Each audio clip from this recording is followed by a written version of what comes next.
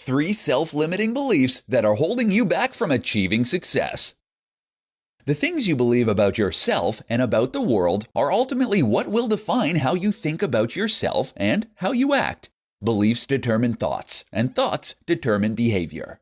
This is what many people don't realize when trying to start a business, improve their relationships, or otherwise make big changes in their lives. They focus far too much on external factors and forget to look at themselves. If you have a limiting belief, then no changes you make to your environment or circumstances will lead to the outcomes you desire. Here are 3 examples of limiting beliefs that can have that effect. You're not good enough. Let's say you have a great idea for a business or for a new book, but you haven't followed through with it. Why might that be?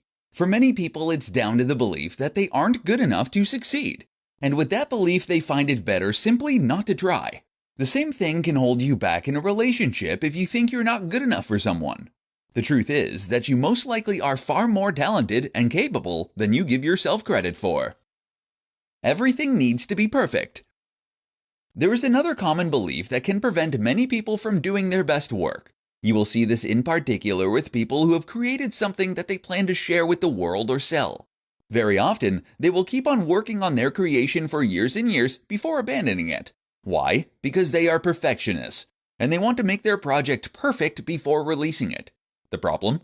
Nothing is ever perfect, and by doing this, they actually end up just procrastinating and putting off the moment where they might finally see a return on all their hard work. Failure is final. This belief is tied to the last one, the idea that if you fail, there is no turning back.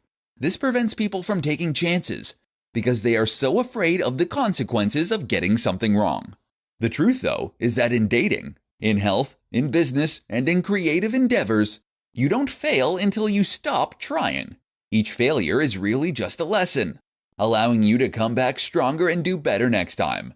When you view it this way, you will find that you never need to give up.